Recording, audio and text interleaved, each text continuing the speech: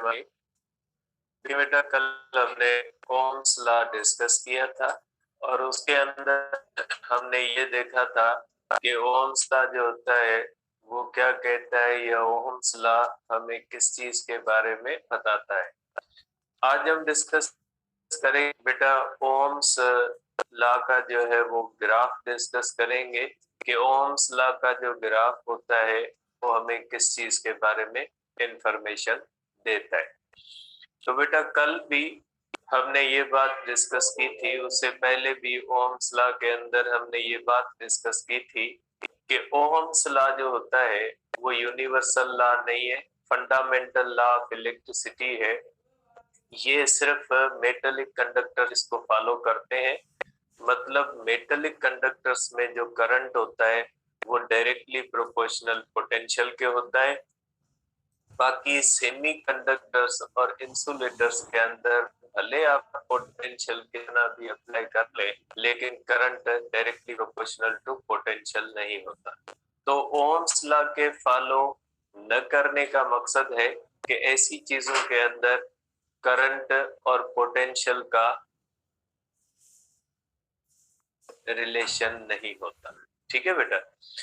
तो आपको पता है कि ओहम्स लॉ जो होता है वो सिर्फ और सिर्फ मेटेलिक कंडक्टर्स के लिए ही है, और मेटेलिक कंडक्टर्स ही जो होते हैं उनके अंदर करंट जो होता है वो डायरेक्टली प्रोपोर्शनल होता है पोटेंशियल डिफरेंस के।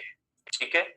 अब अगर इसका ग्राफ हम बना, ठीक है, तो ग्राफ हम बनाते हैं और ग्राफ से हम देखते हैं कि ग्राफ हमें कौन सी चीजों के बारे में बताता है।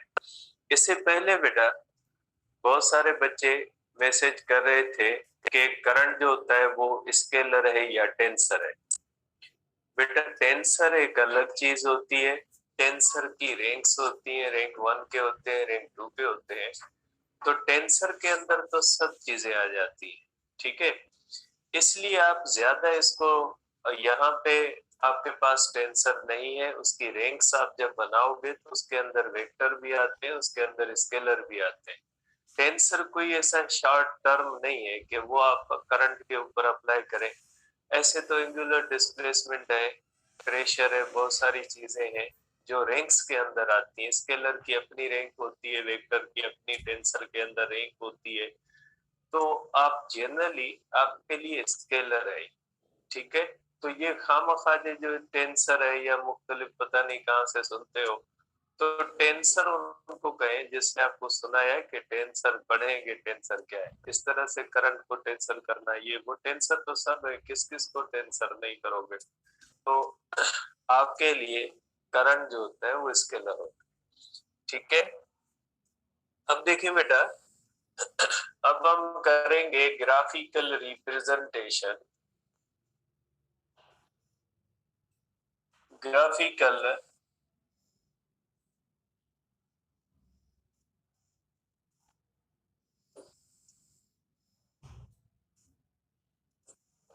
Representation of Ohm's law. Graphical representation जो होती है वो ओहम्स लॉ की ग्राफिकल रिप्रेजेंटेशन हम करते हैं। तो बेटा पहली बात ये हुई कि line of IV graph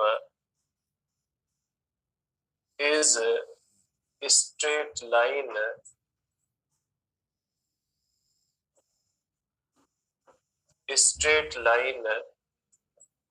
for metallic conductors. Metallic conductors जिनको ओहमिक कंडक्टर्स भी कहा जाता है, ऐसे कंडक्टर जो ओहम्स लॉ को फॉलो करते हैं उनको हम क्या कहते हैं बेटा, ओहमिक कंडक्टर्स कहते हैं। मेटेलिक कंडक्टर्स को हम ओहमिक कंडक्टर भी कहते हैं क्योंकि ये किसको फॉलो करते हैं, ओहम्स लॉ को फॉलो करते हैं। और आपको पता है कि जब हम ग्राफ बनाते हैं तो ग्राफ जो होता है उसके अंदर स्ट्रेट लाइन इस बात की इंडिकेशन होती है कि उनमें दोनों चीजों का डायरेक्ट रिलेशन होता है। ठीक है। अब यहाँ पे मैं एक चार्ट बनाता हूँ बेटा। ठीक है। उसी चार्ट के हिसाब से मैं जो है वो आगे ग्राफ की तरफ जो है प्रोसीड करूंगा। सपोज करें बेटा कि हमारे पास एक कंडक्टर है, उसके ऊपर पोटेंशियल हमने अप्लाई किया हुआ है। अगर इस तरह से आपको चार्ट दिया जाता है बेटा और उसके अंदर मुख्तलिफ वैल्यूज दी गई होती है, तो आपको कैसे पता लगेगा कि ये ओमिक कंडक्टर है या नहीं है बेटा। सपोज करें इस तरह से आपके पास जो है वो I है और V है बेटा, ठीक है। अगर इस तरह से डिफरेंट वैल्यूज आपको दी जाती है, इस तरह से बेटा करंट, सपोज करें करंट जो है एम्पियर्स के अंदर है और पोटेंशियल वोल्ट के अंदर। सपोज करें करंट 1 एम्पियर है और पोटेंशियल अगर 10 वोल्ट है।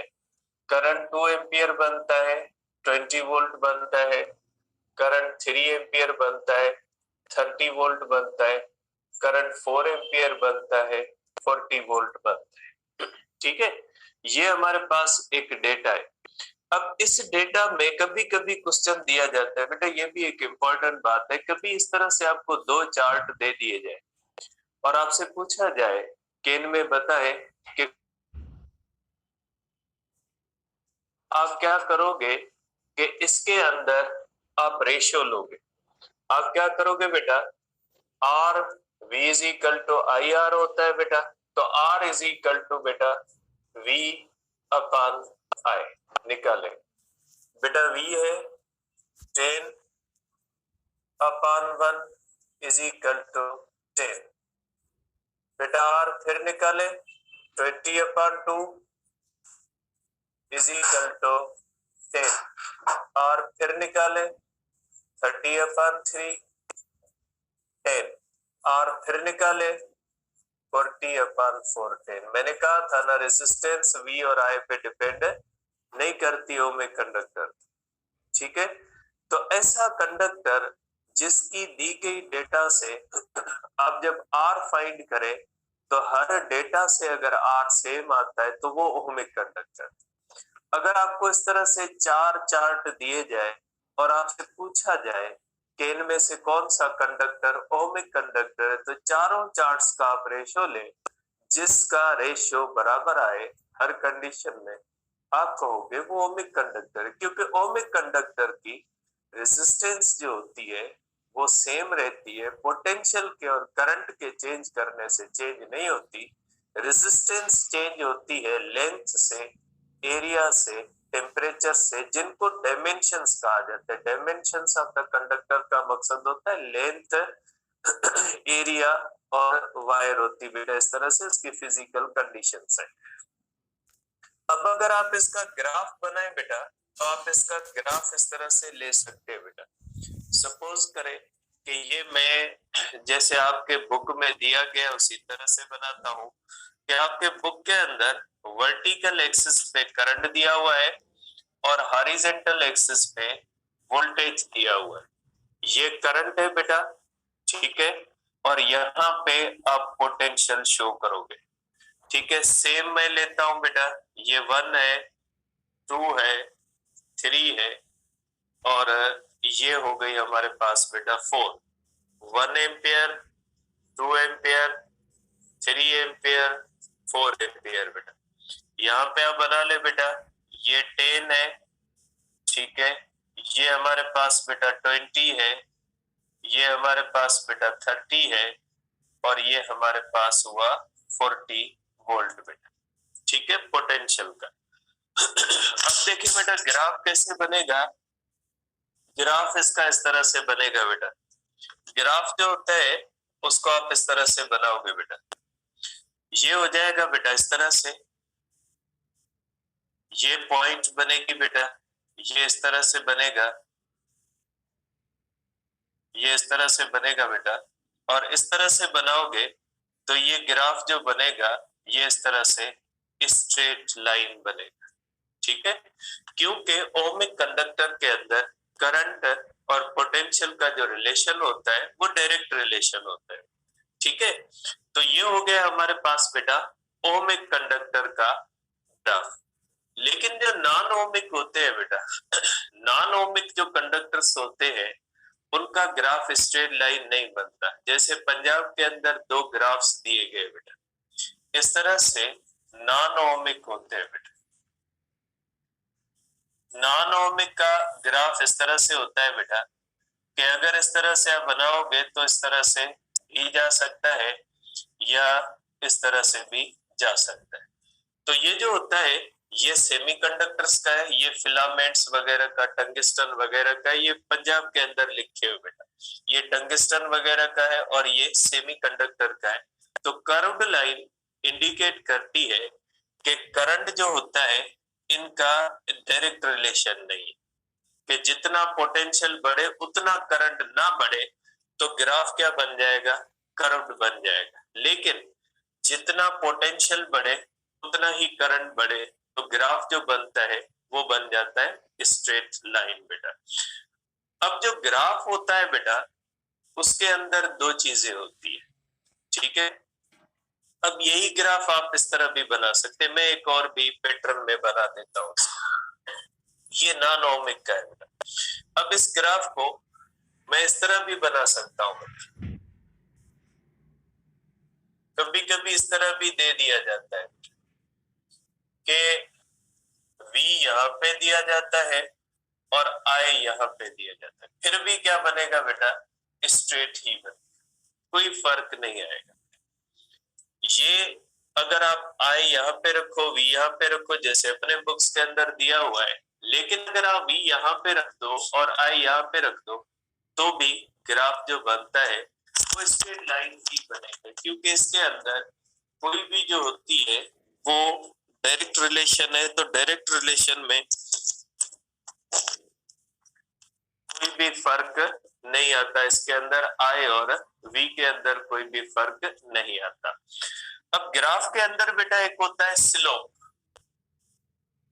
ठीक है बेटा, ग्राफ का होता है एक स्लोप।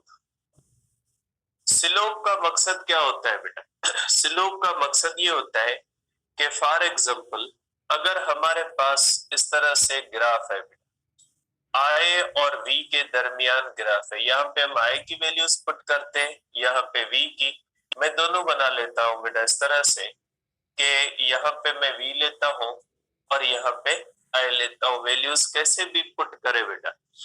अब ग्राफ जो होता है बेटा इन दोनों का तो स्ट्रेट लाइन बनेगा, I V ग्राफ भी स्ट्रेट लाइन बनेगा और ये भी स्ट्रेट लाइन बनेगा, दोनों ग्राफ्स स्ट्रेट लाइन बनेंगे, क्योंकि हम बात कर रहे हैं ओमिक कंडक्टर की, और ओमिक कंडक्टर जो होते हैं उनके अंदर जो करंट और पोटेंशियल का डायरेक्ट आपस में ताल्लुक होता है, इसलिए करंट और पोटेंशियल दोनों डायरेक्टली प्रोपोर्शनल होते हैं। अब अगर इस ग्राफ का देखते हैं बेटा तो इस ग्राफ का एक होता है स्लोप बेटा, ठीक है बेटा, ये ग्राफ का होता है बेटा स्लोप। स्लोप का मकसद है ये एंगल बेटा थीटा, इस ग्राफ का भी ये हो जाएगा बेटा स्लोप। अगर आप इसको इस तरह से बनाओगे तो ये हो जाएगा बेटा स्लोप, ठीक है। अब ये जो होता है बेटा ये हमारे पास स्लोप, स्लोप का मकसद होता है थीटा, और स्लोप का मकसद आपको पता है कि जितनी ये लाइन ऊपर की तरफ होगी, हम कहेंगे जितना ये लाइन ऊपर खड़ा होगी तो खड़ी लाइन जो होती है उसको हम कहते हैं स्लोप ज्यादा है, जितनी ये नीचे लाइन होगी हम कहेंगे उसका स्लोप कम है। जैसे कोई चढ़ाई होती है बेटा इस तरह से वर्टिकल ज्यादा होती है, हम कहते हैं उसका स्लोप ज्यादा है, और जो इस तरह से थोड़ी सीधी होती है हम कहते हैं उसका स्लोप कम है। स्लोप का मकसद है कि वो चीज कितनी वर्टिकल की तरफ है हॉरिजॉन्टल से, तो ये एंगल जो होती है ये हमें बताती है बेटा कि ये इस तरह से इसका स्लोप है। बेटा ये I है तो यहाँ पे भी I आ जाएगा, ये V है तो यहाँ पे भी V हो जाएगा। अब अगर हम देखते हैं बेटा तो इसका स्लोप इस तरह से बन जाएगा, आप इन दोनों को बेटा अलग कर दे इस तरह से, बेटा slope of I V graph बेटा, ठीक है बेटा, ये जो स्लोप होता है बेटा ये स्लोप हो जाएगा स्लोप इज इक्वल टू होता है बेटा परपेंडिकुलर अपॉन बेस। बेटा परपेंडिकुलर अपॉन बेस ग्राफ हम पढ़ते हैं चैप्टर 3 फर्स्ट ईयर के अंदर। तो परपेंडिकुलर होता है बेटा आई और ये होता है वी, और ये आल्सो इक्वल होता है बेटा टेन थीटा के। इसका मकसद है कि इसका जो स्लोप होता है ये बराबर होता है I upon V is equal to ten theta. और आपको पता है कि आई अपॉन वी, ठीक है, आपको पता है कि आई अपॉन वी किसको शो करता है बेटा, के कंडक्टेंस को,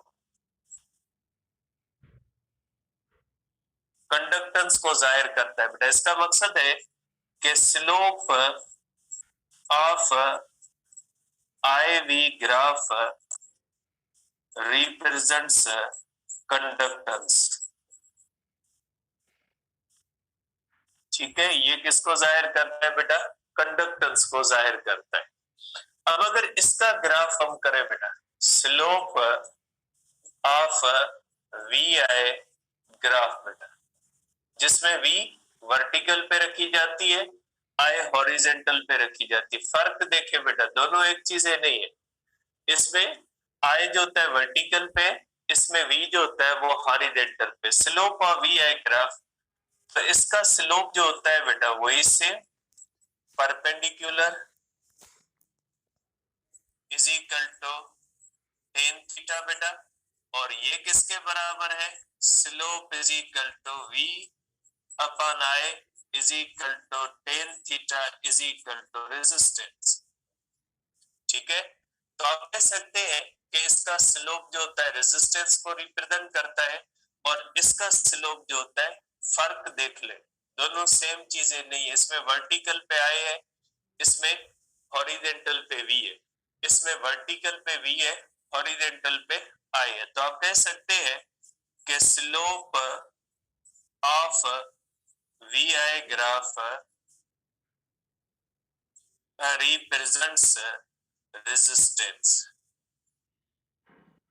ठीक है, किसको रिप्रेजेंट करता है बेटा, रेजिस्टेंस को रिप्रेजेंट करता है बेटा। अब अगर इस तरह से आप देखें इसमें से,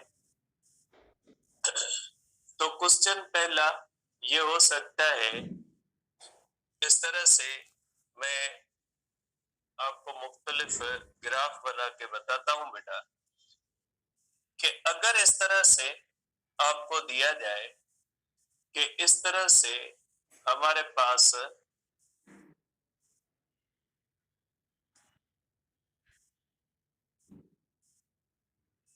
आई और वी का इस तरह से ग्राफ दिया जाए, और उसके अंदर अगर आपको मुख्तलिफ लाइंस दी जाए बेटा इस तरह से,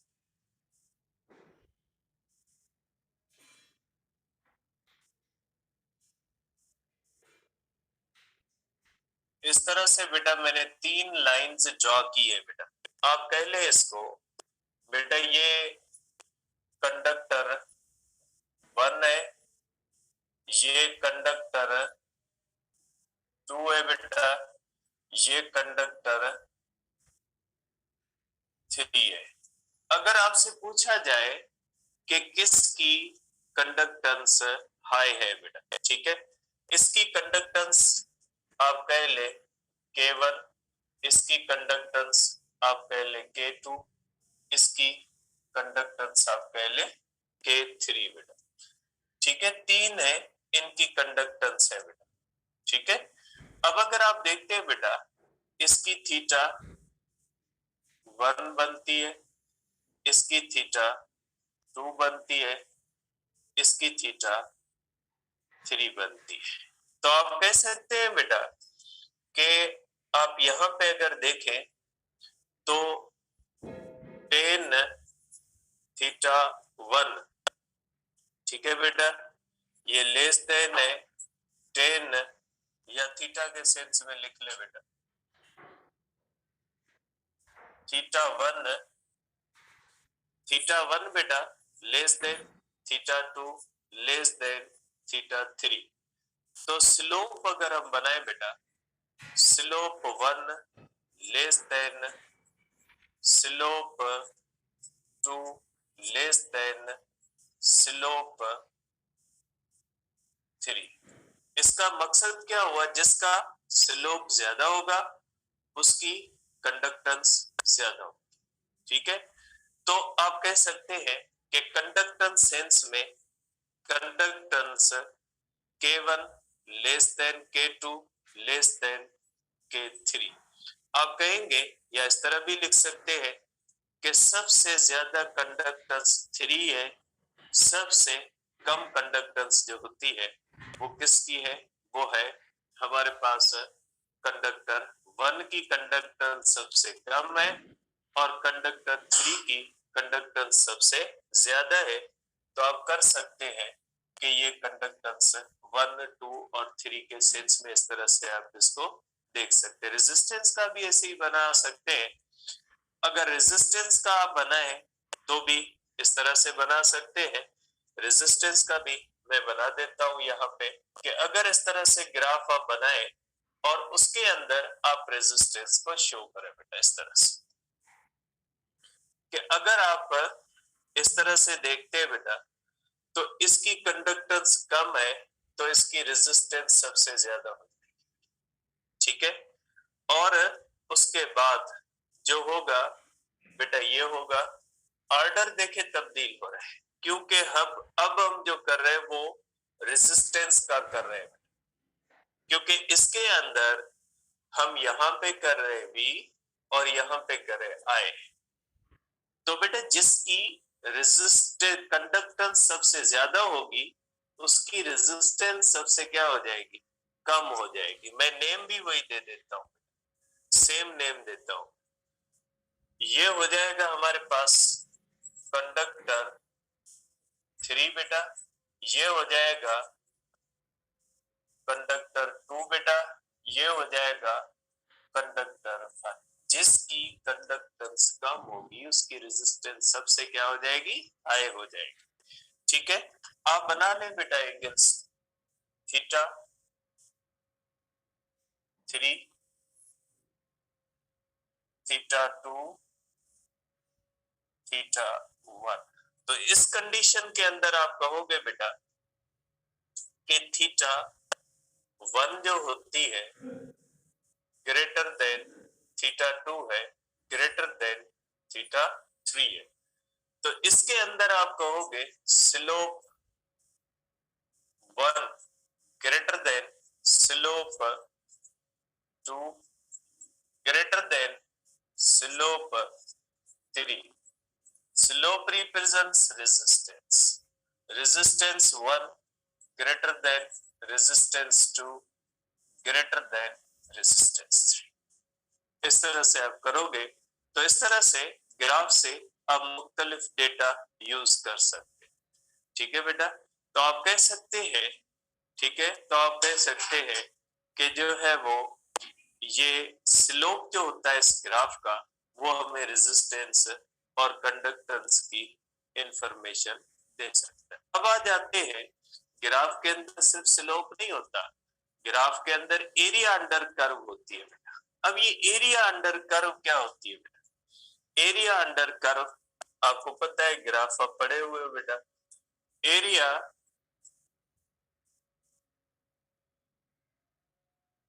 under curve of IV graph.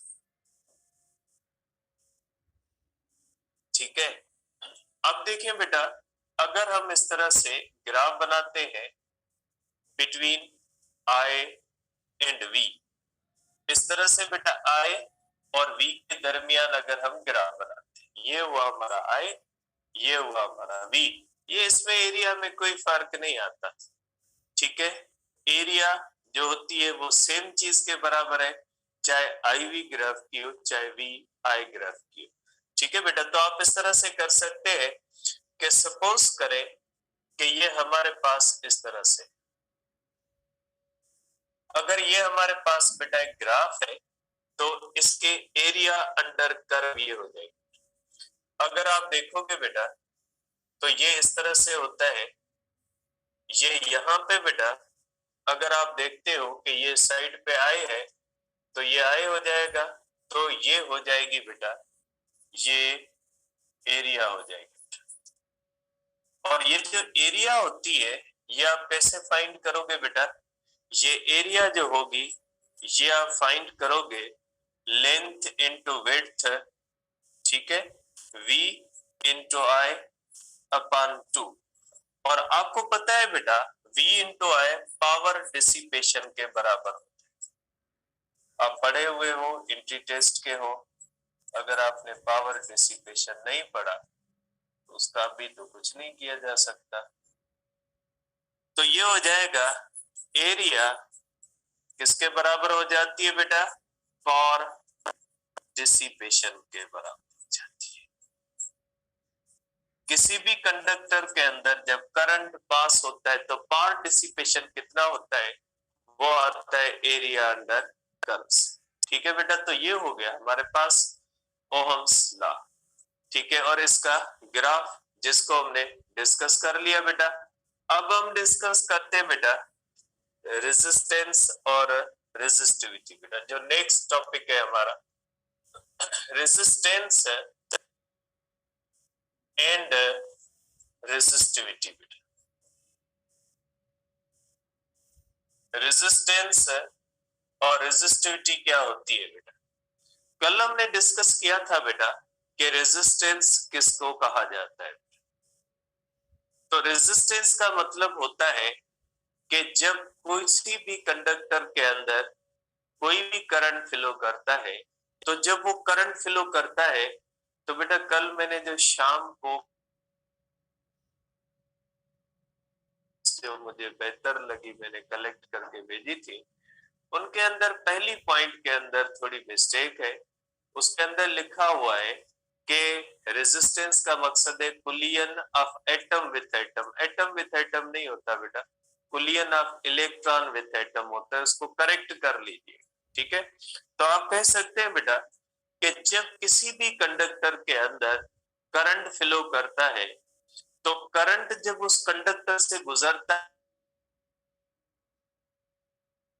है वो कोई कंडक्टर खाली नहीं होता कि उसमें से इलेक्ट्रॉन ऐसे चले जाए।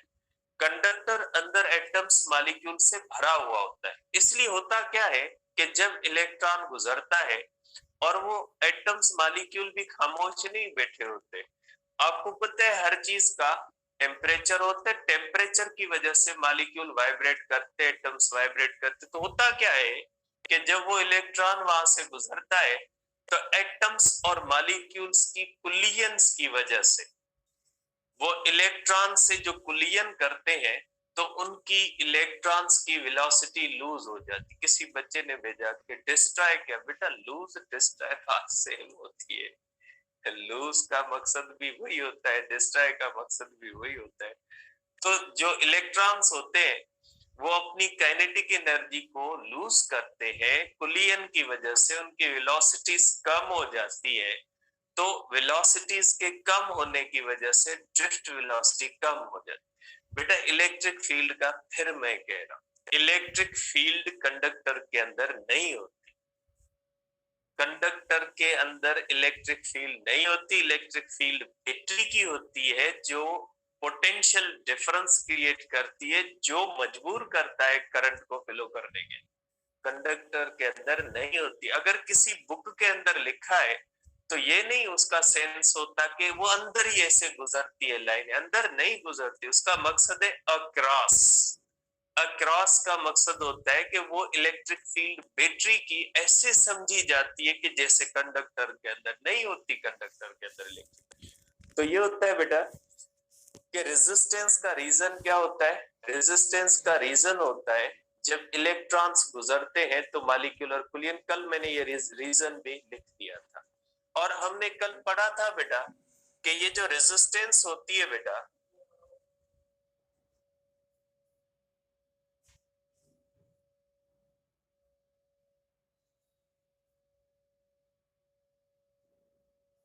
ये बस यहाँ पे लिख दिया, ये कांस्टेंट फैक्टर है, ये मैंने जनरल रिजल्ट, गलती कोई नहीं बेटा, ये डिवाइड है, मैंने जस्ट इसको बैलेंस किया है।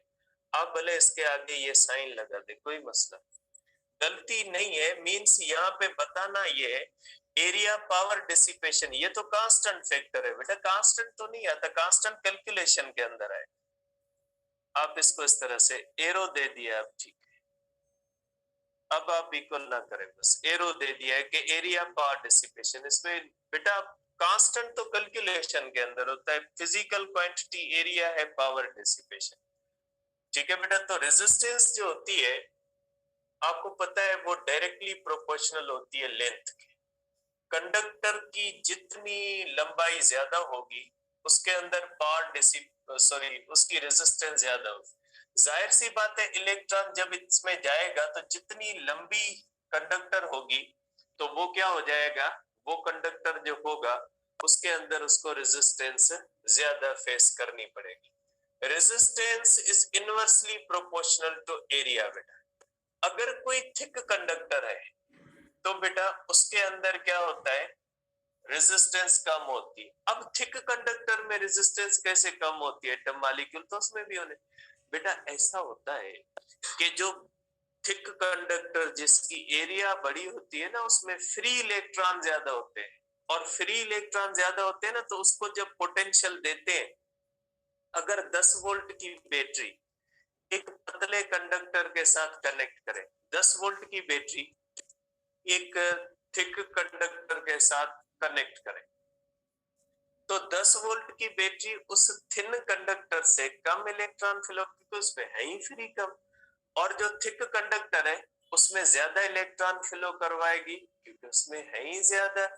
तो इसलिए ये होता है कि थिन कंडक्टर के साथ जब कोई भी बैटरी कनेक्ट करते हैं तो कम करंट फ्लो करता है, और थिक कंडक्टर में जब हम करते हैं उसमें चार्जेस फ्री ज्यादा होती है, ज्यादा, क्योंकि नेचर ऑफ कंडक्टर पे तो डिपेंड करता ही करता है।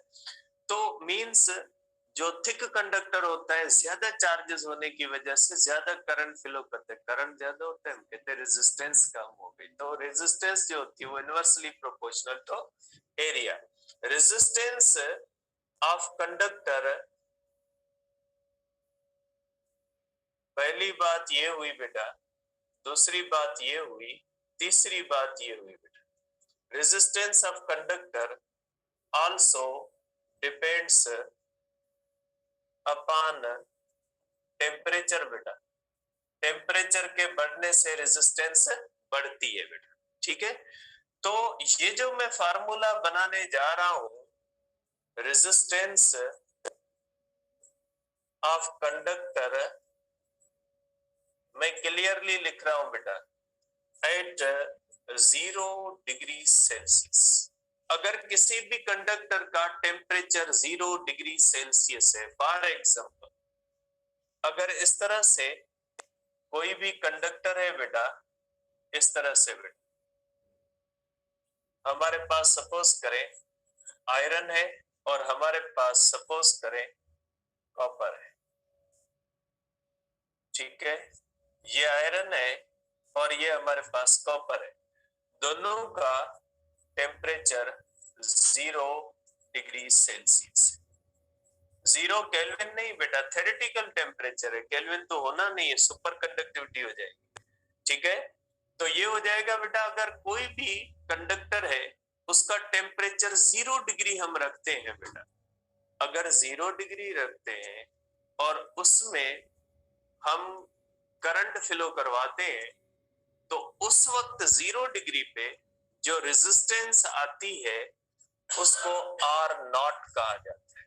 आर नॉट बेटा रेजिस्टेंस, रेजिस्टेंस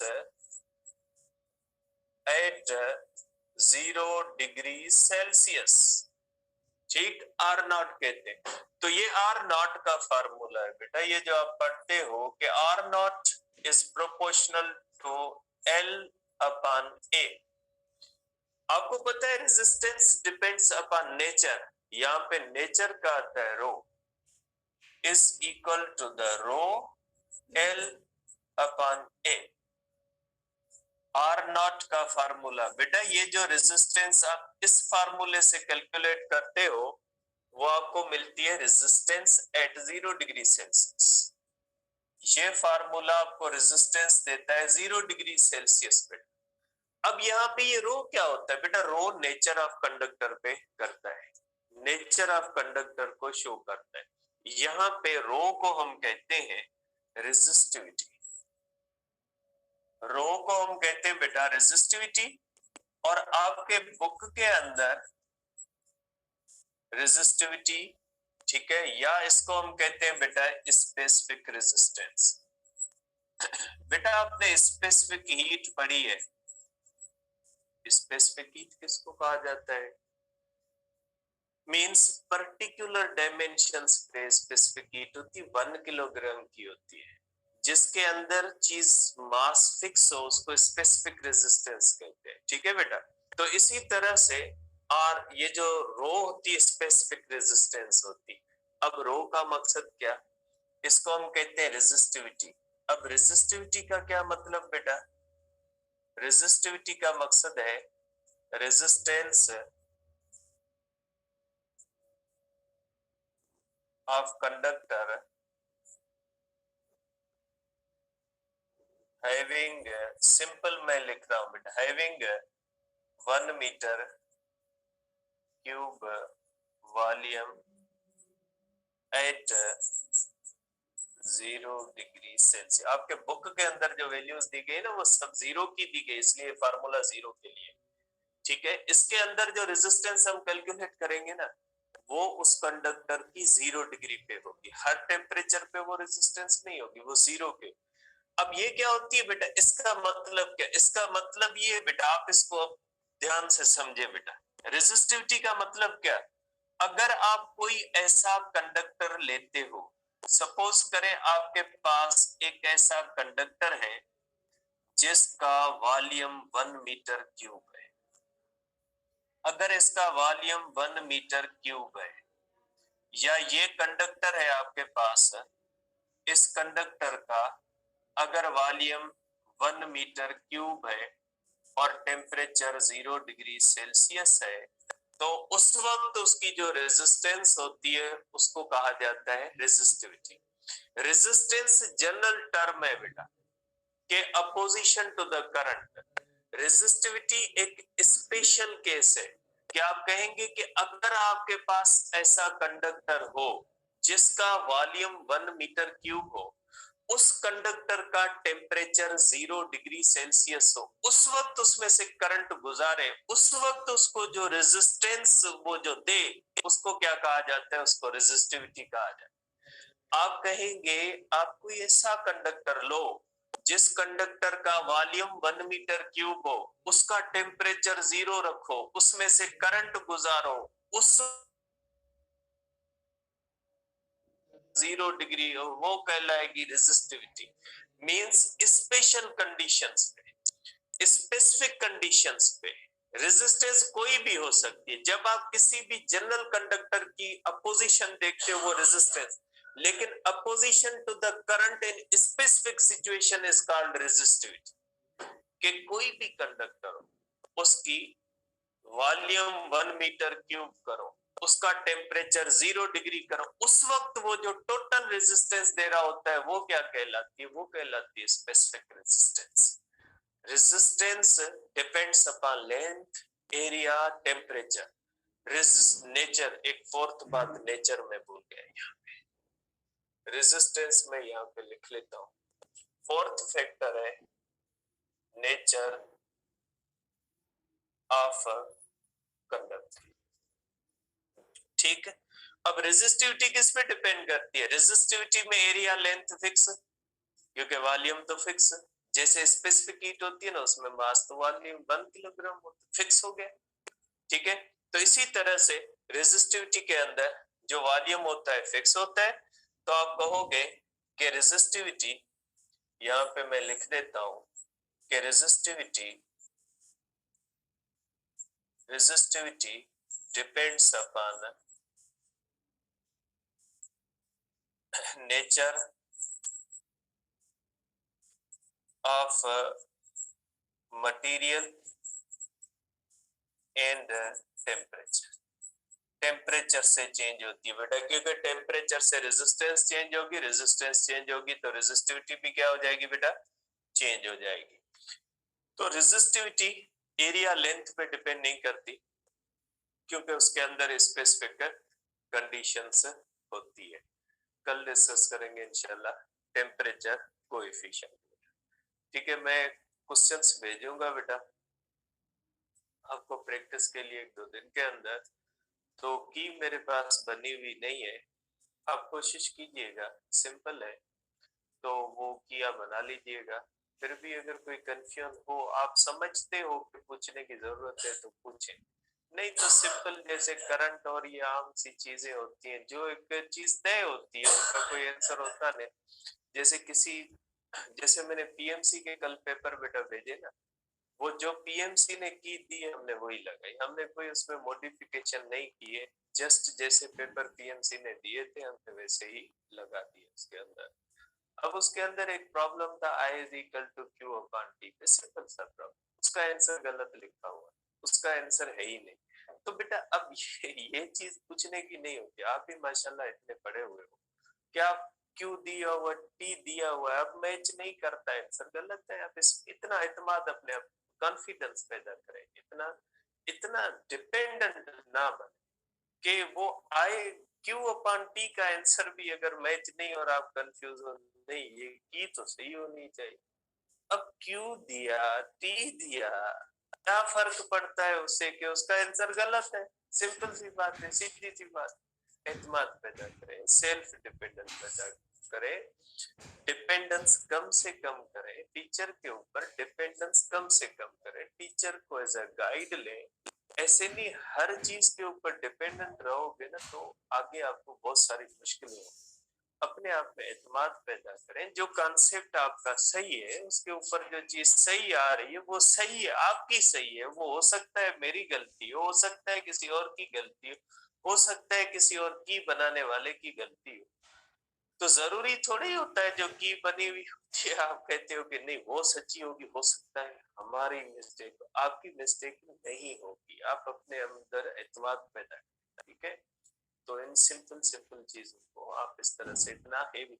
और दूसरी बात मैं आपको पहले भी कहता हूँ बेटा, आप अपने सिलेबस के अंदर, किसी बच्चे ने कल का इंस्टेंटेनियस करंट कैसे फाइंड करें, इंस्टेंटेनियस के अंदर कैलकुलस, जैसे इंस्टेंटेनियस वेलोसिटी होती है, इंस्टेंटेनियस एक्सेलरेशन होती है, जो टी स्क्वायर के अंदर नहीं इक्वेशंस दी गई होती है, हम फाइंड करते, तो डेरिवेशन इंटीग्रेशन है, उसके अंदर आप कहाँ जाओ, अब आप इंटर की मैथ पढ़ोगे तब जाके आप इंस्टेंटेनियस करंट, आपके पास है ही नहीं इंस्टेंटेनियस करंट, क्यों उसके अंदर जाके फंसे हो। कहते हैं कि हमें किसी बच्चे ने कहा आउट आते, नहीं आएंगे आउट, अगर 4-5 आ गए तो क्या उस आउट के चक्कर में आप 200 क्वेश्चंस को बिगाड़ के बैठ जाओगे, बस उन पांचों को करने के पीछे भागते रहोगे। कुछ आप खुद जो होता है ना, वो कुछ आप सेंस करें कि ये चीज आपके पास है, ये नहीं है, उसको छोड़ दे, उसमें ज्यादा से ज्यादा 5-10 आएंगे ना, फिर भी अगर 10 को